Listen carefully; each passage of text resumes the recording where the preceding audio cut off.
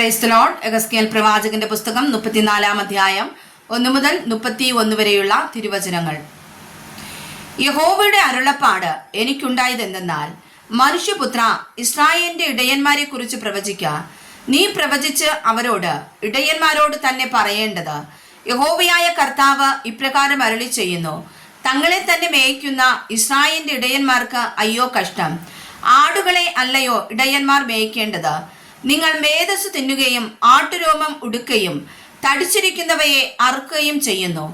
ആടുകളെ നിങ്ങൾ മേയ്ക്കുന്നില്ല താനും.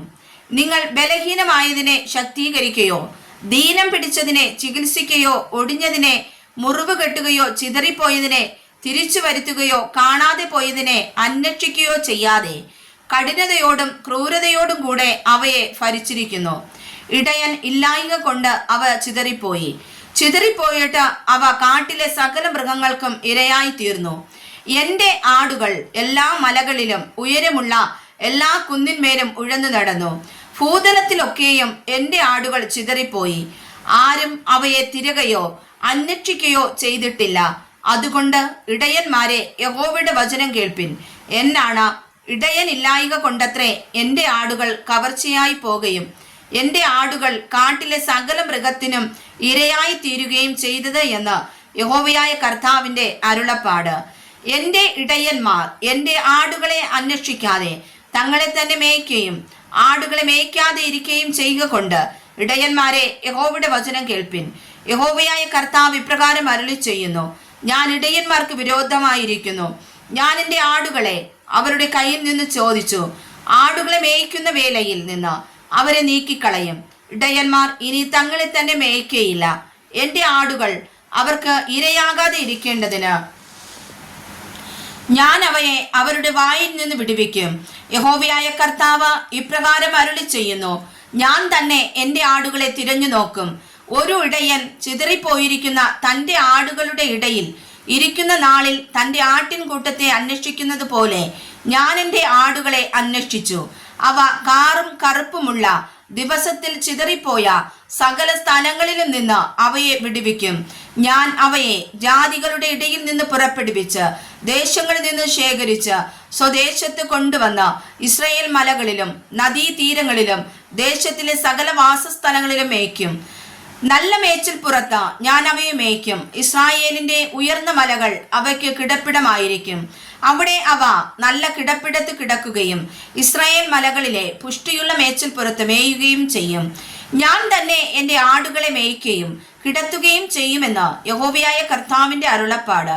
കാണാതെ പോയതിനെ ഞാൻ അന്വേഷിക്കുകയും ഓടിച്ചു കളഞ്ഞതിനെ തിരിച്ചു വരുത്തുകയും ഒടിഞ്ഞതിനെ മുറിവ് കെട്ടുകയും ദീനം പിടിച്ചതിനെ ശക്തീകരിക്കുകയും ചെയ്യും. എന്നാൽ കൊഴുത്തതിനെയും ഉരത്തതിനെയും ഞാൻ നശിപ്പിക്കും. ഞാൻ ന്യായത്തോടെ അവയെ മേയ്ക്കും. നിങ്ങളോ എൻ്റെ ആടുകളെ, യഹോവയായ കർത്താവ് ഇപ്രകാരം അരുളി ചെയ്യുന്നു: ഞാൻ ആടിനും മധ്യേയും ആട്ടുകൊറ്റന്മാർക്കും കോലാട്ടുകൊറ്റന്മാർക്കും മധ്യേയും ന്യായം വിധിക്കുന്നു. നിങ്ങൾ നല്ല മേച്ചിൽ മേഞ്ഞിട്ട് മേച്ചലിന്റെ ശേഷിപ്പിനെ കാൽ കൊണ്ട് ചവിട്ടിക്കളയുന്നതും തെളിഞ്ഞ വെള്ളം കുടിച്ചിട്ട് ശേഷിപ്പുള്ളതിനെ കാൽ കൊണ്ട് കലക്കിക്കളയുന്നതും നിങ്ങൾക്ക് പോരായോ? നിങ്ങൾ കാൽ കൊണ്ട് ചവിട്ടിയത് എൻ്റെ ആടുകൾ തിന്നുകയും നിങ്ങൾ കാൽ കൊണ്ട് കലക്കിയത് അവ കുടിക്കുകയും ചെയ്യണമോ? അതുകൊണ്ട് യഹോവയായ കർത്താവ് അവയോട് ഇപ്രകാരം അരുളി ചെയ്യുന്നു: ഞാൻ തന്നെ തടിച്ച ആടുകൾക്കും മെലിഞ്ഞ ആടുകൾക്കും മധ്യേ ന്യായം വിധിക്കും. ദീനം പിടിച്ചവയെ നിങ്ങൾ പരക്കെ ചിതറിക്കുവോളം പാർശ്വം കൊണ്ടും തോൾ കൊണ്ടും ഉന്തി അവയെ ഒക്കെയും കൊമ്പുകൊണ്ട് ഇടിക്കുന്നതിനാൽ ഞാൻ എൻ്റെ ആട്ടിൻകൂട്ടത്തെ രക്ഷിക്കും. അവ ഇനി ഇരയായി തീരുകയില്ല. ഞാൻ ആടിനും മധ്യേ ന്യായം വിധിക്കും. അവയെ മേയ്ക്കേണ്ടതിന് ഞാൻ ഒരേ ഇടയനെ അവയ്ക്കായി നിയമിക്കും, എൻ്റെ ദാസനായ ദാവീദിനെ തന്നെ. അവൻ അവയെ മേയിച്ച് അവയ്ക്ക് ഇടയനായിരിക്കും. അങ്ങനെ യഹോവയായ ഞാൻ അവർക്ക് ദൈവവും എൻ്റെ ദാസനായ ദാവീദ് അവരുടെ മധ്യേ പ്രഭുവും ആയിരിക്കും. യഹോവയായ ഞാനത് അരുളി ചെയ്തിരിക്കുന്നു. ഞാൻ അവയോട് ഒരു സമാധാന നിയമം ചെയ്തു ദുഷ്ടമൃഗങ്ങളെ ദേശത്തു നിന്ന് നീക്കിക്കളയും. അങ്ങനെ അവ മരുഭൂമിയിൽ നിർഭയമായി വസിക്കുകയും കാടുകളിൽ ഉറങ്ങുകയും ചെയ്യും. ഞാൻ അവയെയും എൻ്റെ കുന്നിനും ചുറ്റുമുള്ള സ്ഥലങ്ങളെയും ഒരു അനുഗ്രഹമാക്കി വെക്കും. ഞാൻ തക്ക സമയത്ത് മഴ പെയ്യിക്കും, അത് അനുഗ്രഹകരമായ മഴയായിരിക്കും. ഞാൻ തക്ക സമയത്ത് മഴ പെയ്യിക്കും, അത് അനുഗ്രഹകരമായ മഴ ആയിരിക്കും. വയലിലെ വൃക്ഷം ഫലം കായ്ക്കുകയും നിലം നന്നായി വിളകയും അവർ തങ്ങളുടെ ദേശത്ത് നിർഭയമായി വസിക്കുകയും ഞാൻ അവരുടെ നുകക്കുഴികളെ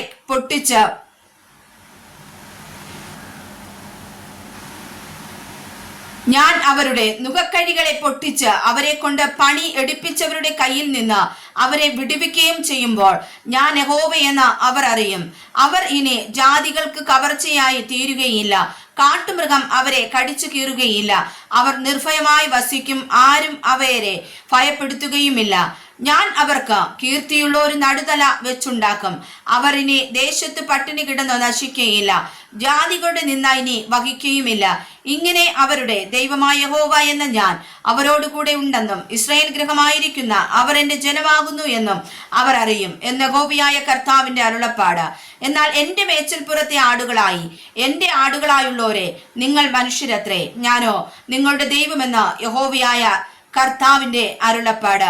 വായിച്ചതായ വചനങ്ങളാൽ കർത്താവ് നമ്മേവരെയും സമർത്ഥമായി അനുഗ്രഹിക്കുമാറാകട്ടെ. ആമേൻ.